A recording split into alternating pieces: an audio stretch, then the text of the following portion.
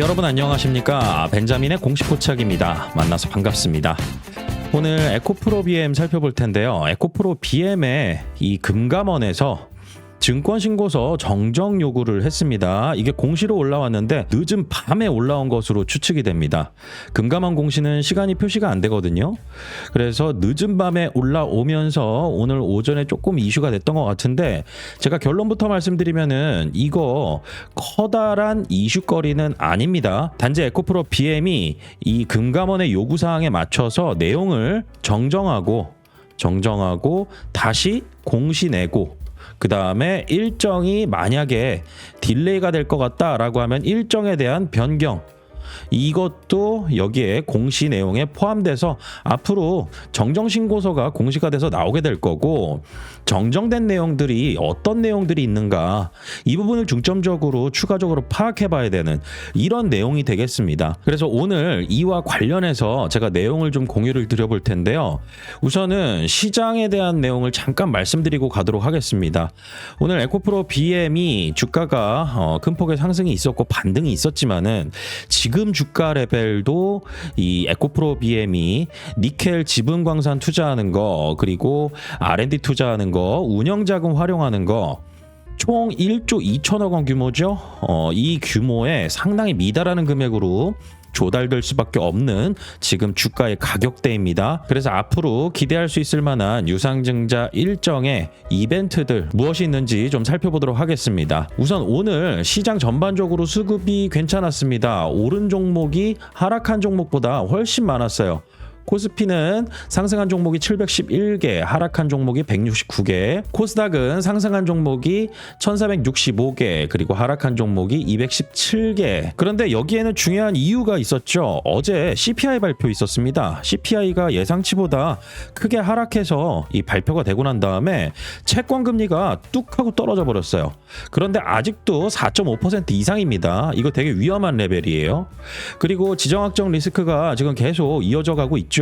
그래서 지금 유가도 79불까지 올라가가지고 아직 내려온 상황은 아닙니다. 그런데 시장에서는 이 금리가 4.6을 넘어가다가 살짝 빠지니까 미국 시장에서는 금리에 민감한 기술주들, 그리고 또 반도체 업종 중에서 이 SK 하이닉스의 ADR, 이 ADR이 이 거의 뭐 23% 이상 이렇게 상승을 해버렸습니다.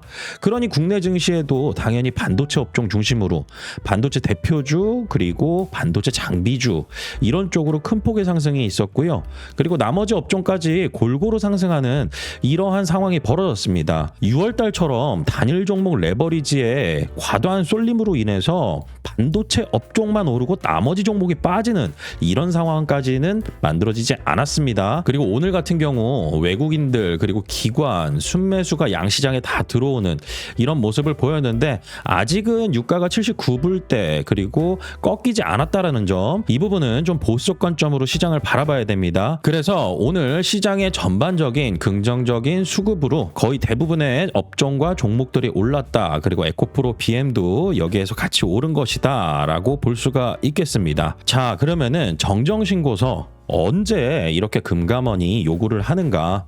대체적으로 저희가 이런 정정신고서 제출 요구를 투자하고 있는 기업에서 받았을 때는 유상증자를 철회하겠네, 이런 가능성은 거의 없다라고 보시면 됩니다. 금감원이 증권신고서를 심사를 할 때 가장 중점적으로 보는 게 소액주주들과의 소통, 그리고 유상증자의 자금을 조달하는 구체적인 이유와 명분, 그리고 중요한 내용들을 명시를 했는가, 이 부분 관련해 가지고 대체적으로 정정 요구를 하게 됩니다. 그리고 또 한 가지가 있다라고 하면은 정말 유상증자밖에 할 수 없는 상황이냐, 여기에 대해서도 이유를 들 때가 있고요. 원래 일반적으로 증권신고서 정정 요구를 하는 이 이유에 대해서 언론사에 좀 흘려주는 경우들이 있거든요. 그런데 에코프로 BM은 전혀 없었어요.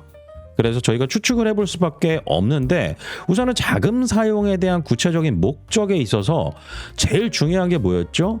니켈 광산, 이 지분 투자하는 거. 근데 왜 꼭 지금 이 시점이어야 되냐? 이 부분에 대해서 저는 의구심을 가졌을 거라고 보고 있고요. 그 다음에 7월 16일 날 주주들과의 간담회가 있잖아요.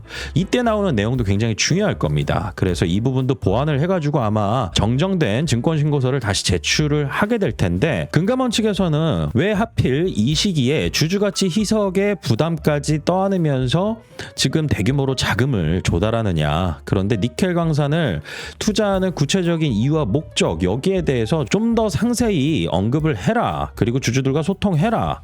이런 부분들이 있었을 것 같아요. 그리고 또 한 가지가 뭐냐면은 R&D 투자금하고 운영자금으로 이제 돈을 추가적으로 조달하는 금액이 있잖아요. 그런데 니켈 광산 지분 투자 플러스 R&D 투자와 그다음 운영자금은 왜 추가적으로 여기 끼워가지고 같이 했느냐. 이 부분에 대해서도 저는 정정이 있을 것 같아요. 그리고 이런 부분들은 과거 사례에서 좀 주목해 볼 필요도 있습니다. 저 벤자민의 공식 포착에서 24년도 11월부터 해가지고 이수페타시스를 유상증자 공시 나오고 투자를 한 종목이었습니다. 그런데 이수페타시스가 정정 요구 이거를 2번 이상 받았어요. 근데 왜 계속 받았느냐? 바로 자금 조달 목적에 시설 자금이 있었습니다. 시설 투자를 지금 확대해야 되는 시기다. 그리고 수요가 너무 많이 늘어나고 있고 우리의 공급으로 대응하기 어렵다. 이 부분까지는 이해가 가겠는데 제이오를 인수하겠대요. 제이오, CNT 도전제 만드는 회사. 그리고 이 제이오를 인수를 하겠다라는 데 있어서 금감원의 태클은 소액주주의 반대들도 여기에 같이 있었던 겁니다. 그렇기 때문에 제이오 인수를 가지고 자꾸 여러 번 태클을 거니까 이거 포기했잖아요. 그러면서 시설 자금 목적으로만 유상증자를 진행을 해가지고 주가도 엄청 많이 오르고 그 다음에 실적도 좋아지고 그런 상황이 벌어지기는 했는데, 에코프로비엠은 제가 봤을 때 니켈 광산 투자 이외에 다른 부분으로 이 자금을 추가적으로 조달하는 거, 여기에 대한 명분도 좀 더 구체적으로 제시할 필요도 있겠죠. 그래서 저 같은 경우는 이와 관련해 가지고는 에코프로비엠이 어느 정도 감안을 했다라고 보고도 있습니다. 왜냐하면은 6월 30일 날 유상증자 공시했잖아요. 그런데 1차 발행가액 산정 기간의 첫날이 8월 3일부터입니다. 원래 일반적으로 안 그렇습니다. 대부분이 유상증자 공시를 내고 얼마 안 있다가 1차 발행가액 산정 기간이 시작이 되는데, 거의 뭐 한 달이 넘어가는 그 시점부터 1차 발행가액 산정이 시작이 돼요. 이렇다라는 것은 금감원의 정정 요구를 어느 정도 예상도 했다. 이걸 감안하고 일정을 이렇게 밀어놓고선 증권신고서를 제출을 한 것이다. 저는 그렇게 보고 있고요. 그리고 금감원의 유상증자 태클이 있다라고 하더라도 진행은 일반적으로 한번 발표하면은 웬만해서는 하게 됩니다. 왜냐하면은 그 과정에서 발행 예정 주식수 이게 조정이 되는 경우들이 있어요. 발행 주식수가. 그러면은 조달하는 자금의 규모를 축소시켜서 하는 경우들도 있죠. 왜냐하면은 주가에 따라서 예정 발행 주식 수를 곱해가지고 조달하는 자금이 결정이 되는데, 하나솔루션 같은 경우는 이와 관련해가지고 발행 주식 수를 축소시켜버렸습니다. 축소시키면서 주주가치 희석 효과를 최소화하겠다 하면서 발행 주식 수를 축소시키고 유상증자 규모를 축소시켜서 진행이 됐던 사례들도 있어요. 그래서 저희도 이 부분의 축소도 어느 정도 염두를 해두는 대신 일정의 변화는 아직까지 그렇게 크게 이 변동될 여지는 없다. 왜냐하면 아직 시간이 좀 많이 남아있거든요. 그래서 반려가 한 번 더 일어난다라고 하면 일정이 변경될 수도 있겠지만은 저는 예정대로 이 1차 발행가 산정은 일어난다라고 지금까지는 보고 있습니다. 그런데 오늘 종가까지 해서 제가 간으로 계산을 해보니까요. 어제 88,300원 나왔는데 오늘 같은 경우는 94,900원이 나옵니다. 주가가 올라서 그렇죠. 그런데 이 주가가 지금 수준에서 만약에 1차 발행가액으로 나온다라고 하잖아요. 그러면은 12만 1,200원 규모보다도 낮아지게 되는 이런 상황이 벌어지게 됩니다. 제가 어제도 좀 말씀을 드렸는데, 기업이 유상증자를 하게 됐을 때 가장 최종적인 중요한 목표는 뭘까요? 발행하는 주식수 대비해 가지고 최대한 자금을 많이 조달해야 됩니다. 많이 조달을 해야 되는데 이 자금을 많이 조달하려면은 발행가 산정 기간에 주가가 올라가는 수밖에 없어요.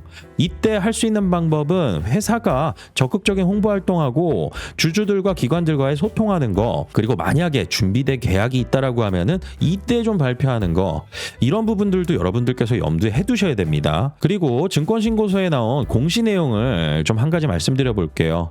그게 뭐냐면은 LFP 양극재 관련된 내용입니다. 최근 들어서 태양광, ESS 이야기 많이 나오고 있어요.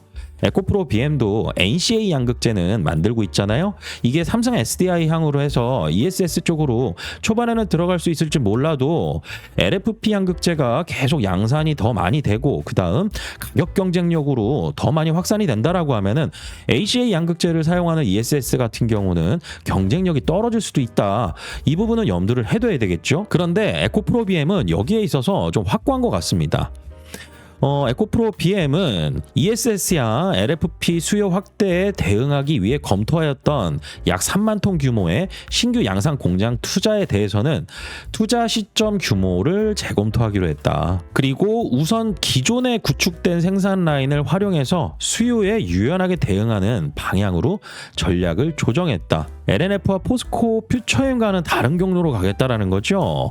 그리고 에코프로 BM은 차세대 배터리 기술로서 전고체 배터리용 양극재 개발에 역량을 집중할 예정이다. 다시 말하면은 하이니켈 양극재에 더더욱 집중하겠다라는 겁니다. 이게 에코프로 BM과 포스코 퓨처엠 LNF 완전히 다른 방향의 주가를 만들어버릴 수도 있고 실적에서도 차별화가 일어날 수도 있는 부분입니다.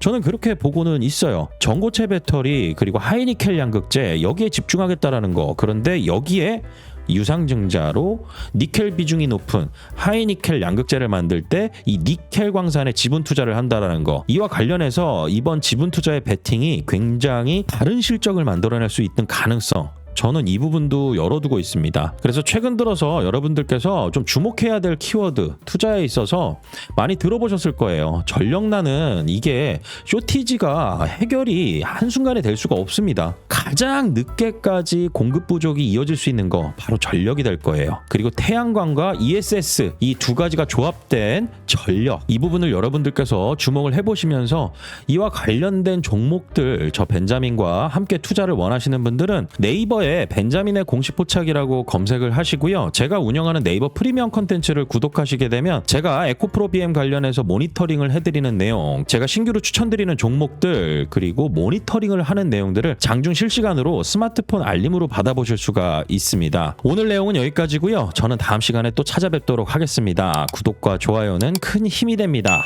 벤자민이었습니다.